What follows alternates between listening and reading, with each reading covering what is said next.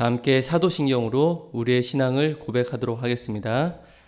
전능하사 천지를 만드신 하나님 아버지를 내가 믿사오며 그 외아들 우리 주 예수 그리스도를 믿사오니 이는 성령으로 잉태하사 동정녀 마리아에게 나시고 본디오 빌라도에게 고난을 받으사 십자가에 못 박혀 죽으시고 장사한 지 사흘 만에 죽은 자 가운데서 다시 살아나시며 하늘에 오르사 전능하신 하나님 우편에 앉아 계시다가 저리로서 산자와 죽은 자를 심판하러 오시리라.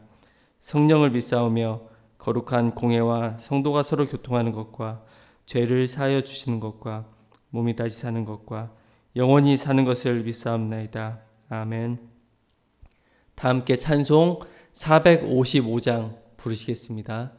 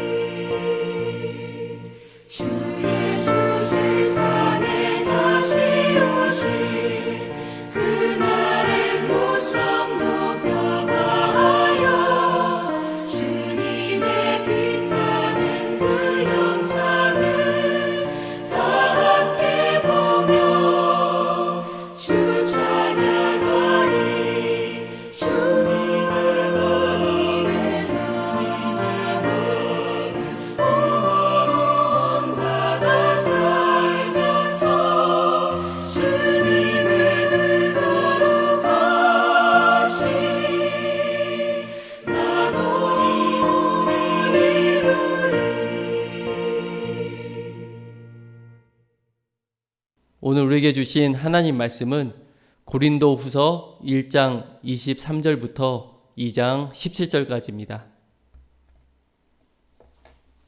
봉독하도록 하겠습니다.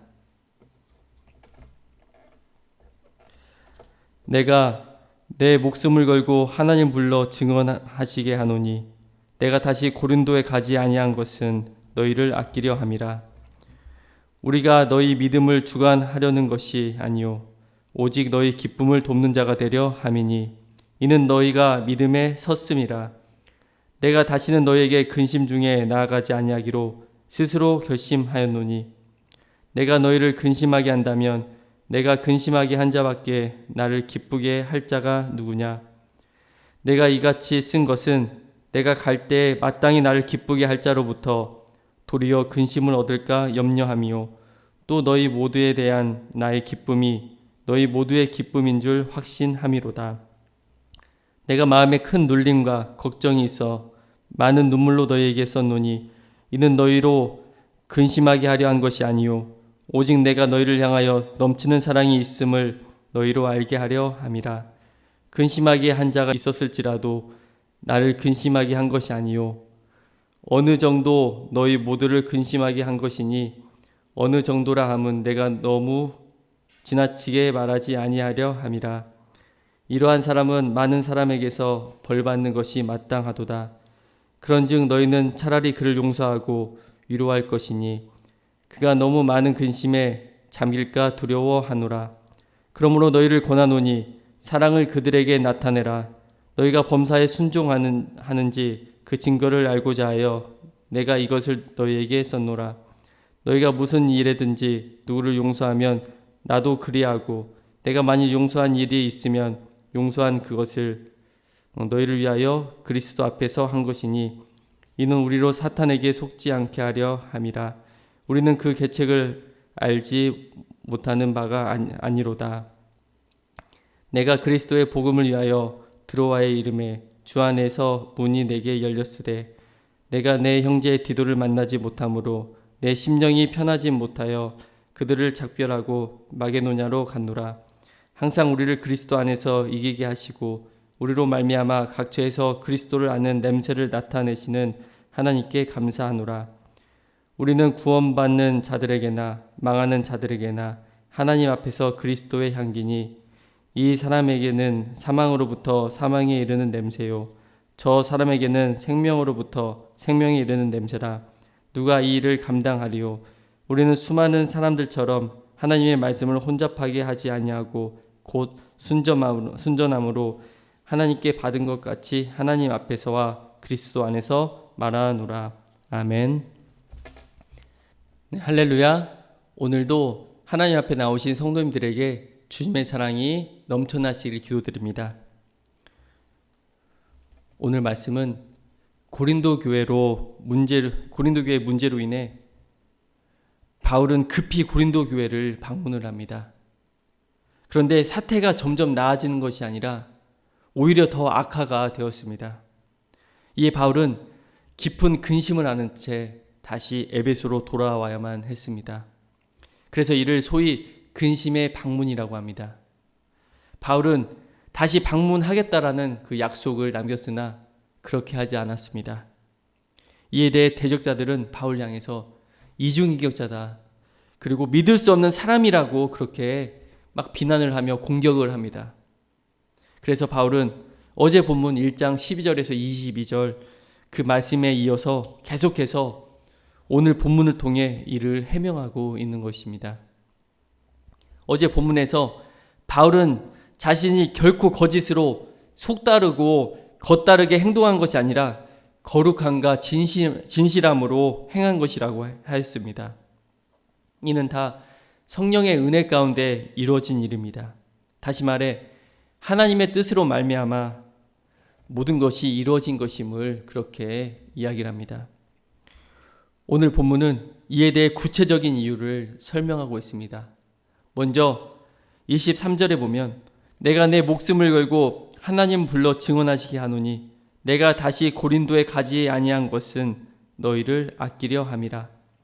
바울은 자기가 고린도를 다시 방문하지 않는 이유가 너희를 아끼려 함이라고 그렇게 말을 하고 있습니다. 이게 무슨 말입니까? 아끼기 때문에 고린도에 가지 않는다? 이게 무슨 말입니까? 왜냐하면 바울은 사도의 권위를 가지고 있었습니다. 그 권위를 가지고 다시 방문해서 그들을 엄하게 징계할 수가 있었습니다. 그러나 바울은 더 이상 고린도 교인들을 그 마음을 상하게, 마음을 아프게 하고 싶지 않았습니다. 그래서 2장 1절에 보면은 내가 다시는 너희에게 근심 중에 나아가지 않기로 결심했다라고 이야기를 합니다. 왜냐하면 2절에 보면 이로 인해 고린도 교인들의 마음을 아프게 하기 때문입니다. 2절에 내가 너희를 근심하게 한다면 내가 근심하게 한 자밖에 나를 기쁘게 할 자가 누구냐? 우리가 가진 성경의 번역이 좀 어렵습니다. 그 번역이 어려운데 쉽게 이야기하자면 고린도 교회 성도는 바울에게 정말 큰 기쁨이었습니다. 그런데 그들을 근심하게 하면 자기에게 기쁨을 준 사람에게 슬픔을 안겨주는 셈밖에 되지 않겠느냐? 이런 말입니다.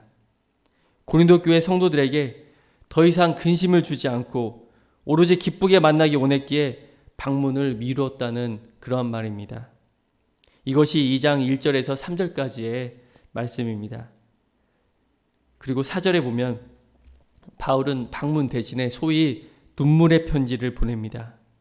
4절을 보면 내가 마음에 큰 놀림과 걱정이 있어 많은 눈물로 너희에게 썼노니 이는 너희로 근심하게 하려 한 것이 아니요 오직 내가 너희를 향하여 넘치는 사랑이 있음을 너희로 알게 하려 함이라.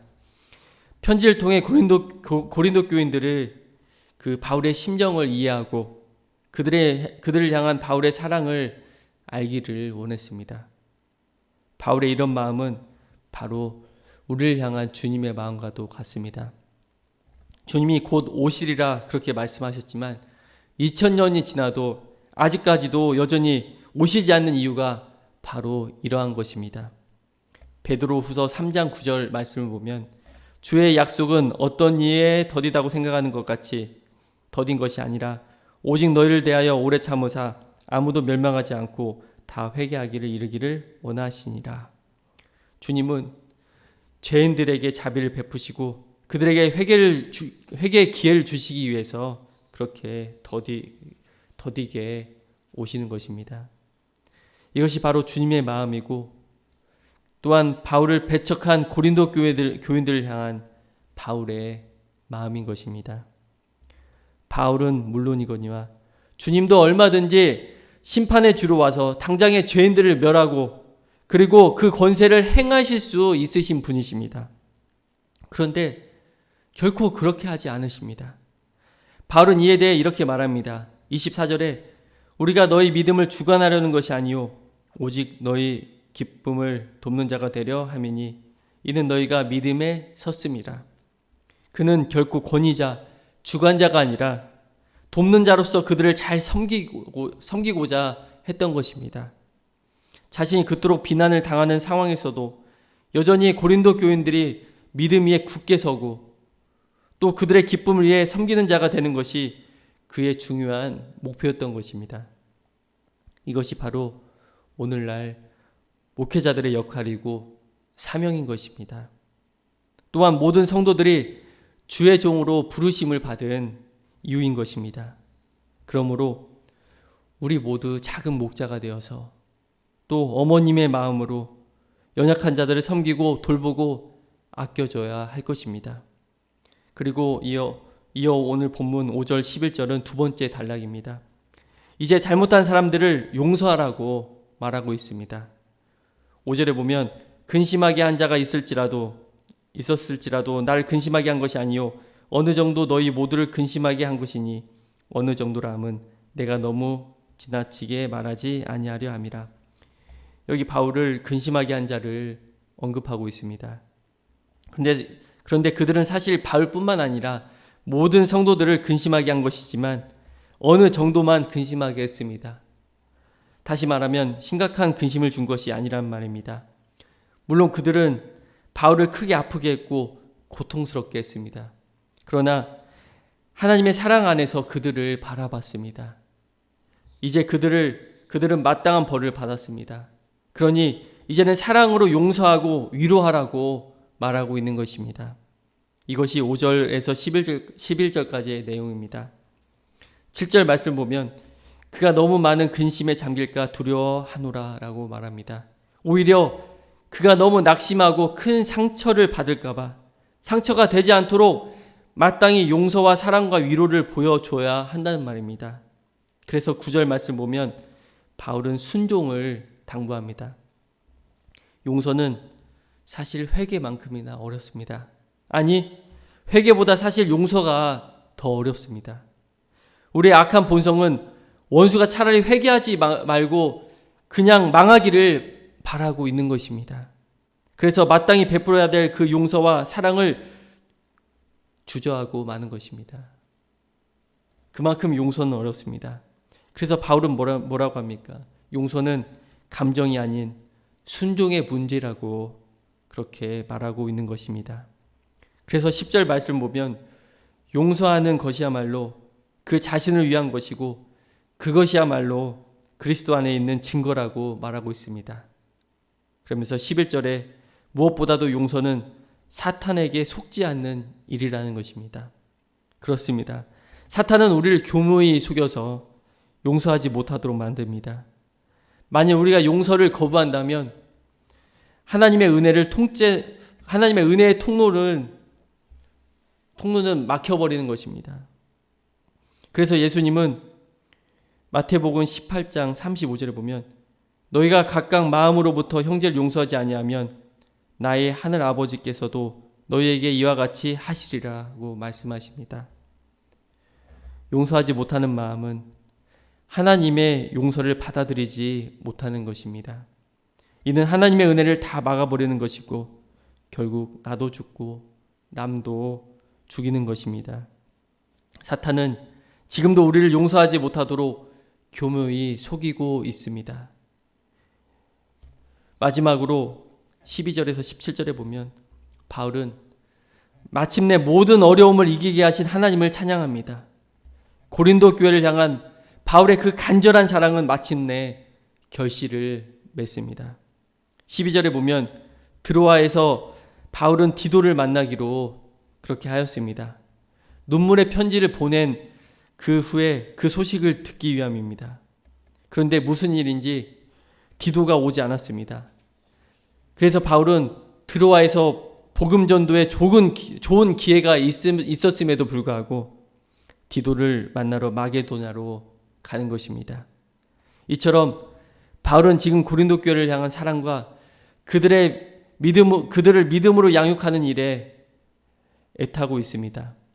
그리고 마게도냐에서 디도를 만나 고린도 교회의 문제가 잘 해결되었다는 소식을 듣고 하나님을 찬양합니다. 그 찬양의 내용은 복음 전도자로서 사역자로서 하나님이 이기게 하시고 그리스도의 향기를 바라게 하신다는 그러한 내용입니다.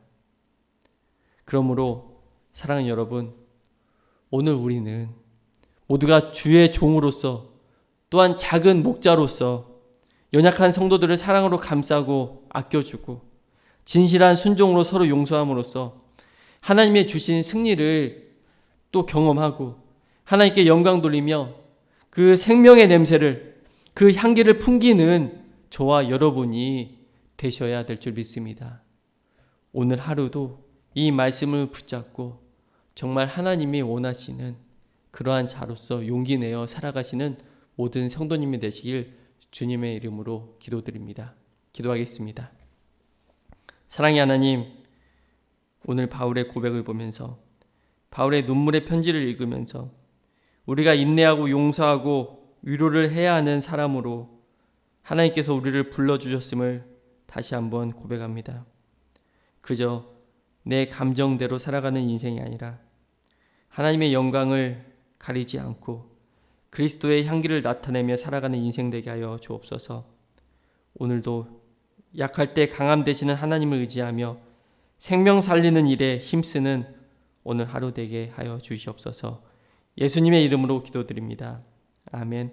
하늘에 계신 우리 아버지여, 이름이 거룩히 여김을 받으시오며 나라의 임하옵시며 뜻이 하늘에서 이루어진 것 같이 땅에서도 이루어지이다.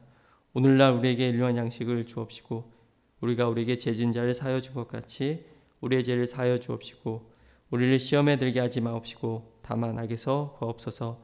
대개 나라와 권세와 영광이 아버지께 영원히 있사옵나이다. 아멘.